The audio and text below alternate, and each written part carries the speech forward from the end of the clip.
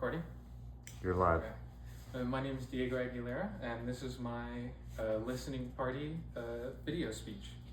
So I went ahead and did Kendrick Lamar. So in my opinion, Kendrick Lamar is a revolutionary artist who has who has captivated and enamored his audience through his musical genius.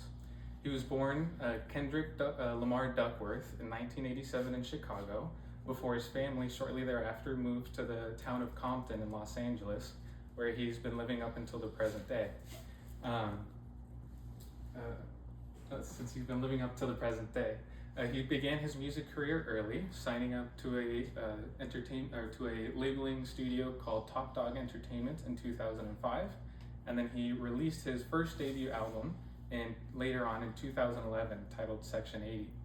Now, I think Kendrick Lamar is a once-in-a-generation artist due to his use of various different genres in all of his albums and music. His great and complex lyricism also adds greater depth and meaning to many of his songs, and his fantastic use of his lyricism allows himself to express himself fully through his music. So, Kendrick, growing up, was very influenced by the type of music that his father played as a child. Listening through his albums, you'll find that he has lots of elements from jazz, R&B, soul, gospel music, and he even includes some of his own poetry into a lot of his songs. He also uses his voice to great effect. His dynamic use of his voice adds lots of meaningful symbolism to a lot of his songs, and he frequently changes both his cadence, tone, vocabulary, and even adds extra emotion to songs in order to add the final touch to many of his more impactful songs. I think this quote by Kevin Feige from the Augusta University News in 2022 puts it very well. In 100 years, people won't remember some big acts, but they will still celebrate Kendrick because his work is excellent. Now, his inclusion of various genres isn't the only thing that makes his music stand out. His great lyricism creates lots of depth and adds complexity to his songs, as well as lots of double meaning and interest that continues to grow with every listen. So much so that he has even won a Pulitzer Prize for one of his albums, which is a massive deal. All of his albums focus on telling stories from beginning to end, and each album is centered around a specific theme that he explores.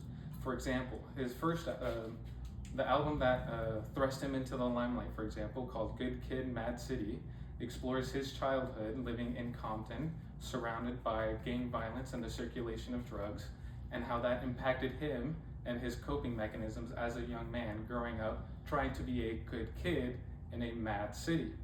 And so, each line within his albums is crafted with extraordinary care and consideration, and you get to understand more and more of his lyrics and his meanings with each pass through his songs. This quote, I think, puts it very well.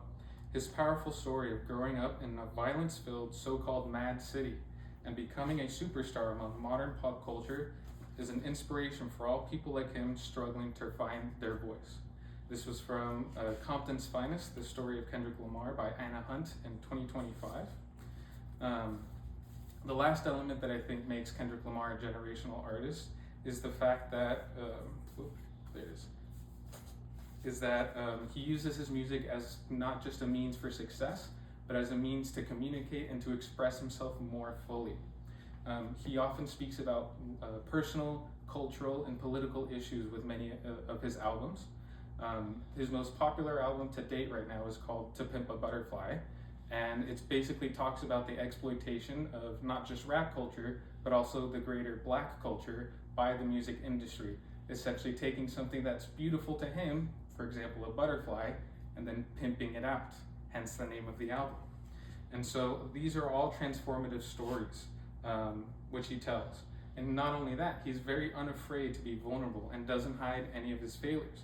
He openly talks about many of the struggles and challenges that he's faced from as young as he was a child up until now.